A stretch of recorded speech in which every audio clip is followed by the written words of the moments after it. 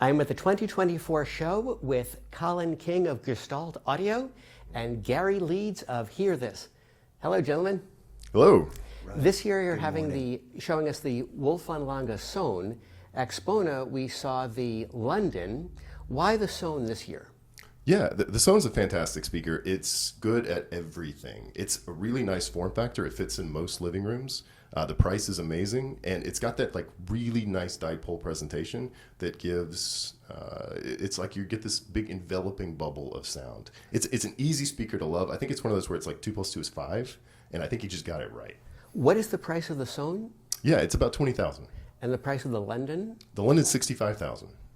What would incline you to advise a customer to select one speaker versus the other? Is it based on the room dimension, subjective personal preference, musical genre? These are great questions, Ron. Yeah, I do think that's a good question. So they can both work in rooms that are similar sizes. So like the London can go in a smaller room. It can also go in a bigger room. The biggest difference, I think, between the two is in the bass. The London is a full dipole, like it's totally open on the rear. The Sohns have got passive radiators. The Sohn has fantastic bass. It's really, really nice. Very little overhang, very clean. But when you hear the London, or the Chicago or the Berlin for that matter, it's a different experience. Like it's you get the nice recording of a drum versus you hear it through like one of the audio frame speakers. Just sounds like a drum. How does the mid-range and the treble region sound different to you between the Sohn and the London? Yeah, that is a great question. They're very different. So these have AMT tweeters. They are dipoles. The London in particular is a full range driver, right? So, all the speakers were designed to have perspectives. They are 3 different speakers, the London, the Chicago, and the Berlin, 3 different speakers for 3 different listeners. I love that. I think that's very intellectually honest. The London, if it's so coherent, it's so just natural. It just sounds correct to me in a way that it's very authentic. If I put a criticism hat on, like why I might not choose that speaker, it's not the area speaker, right? Like because of the physics and the full range driver, like it starts to roll off earlier than like the Chicago or the Berlin would. So some people want like a more modern presentation. They want something that's very, very airy. They want to have all of the kind of brilliance on the top. That listener might prefer the Chicago or the Berlin, but that's why those speakers exist. So would you say the Chicago has a slightly different treble emphasis than the London?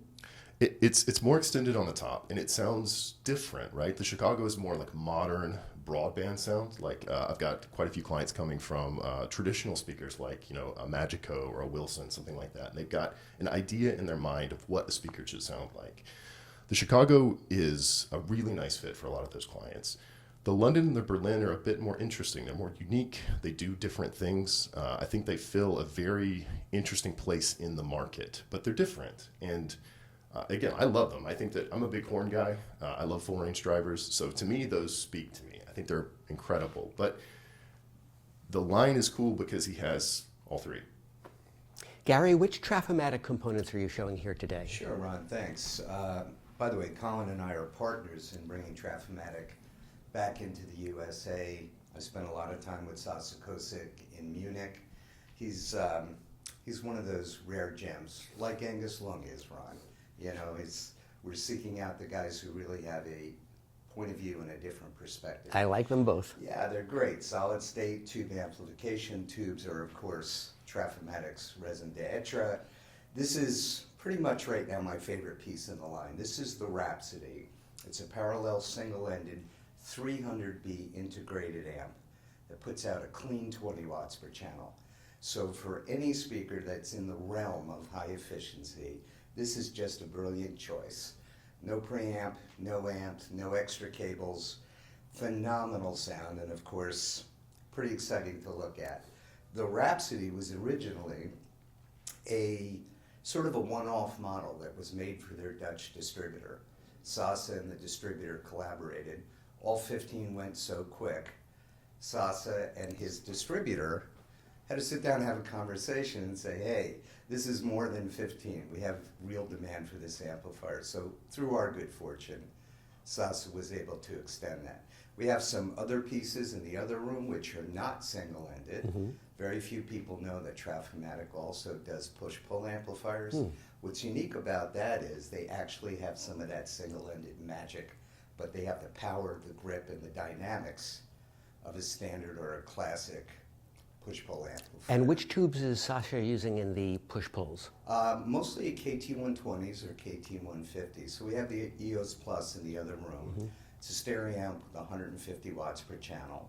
And then in the next few months, we'll be introducing a monoblock version of that. We're not sure where the final power will end, but it'll be healthy.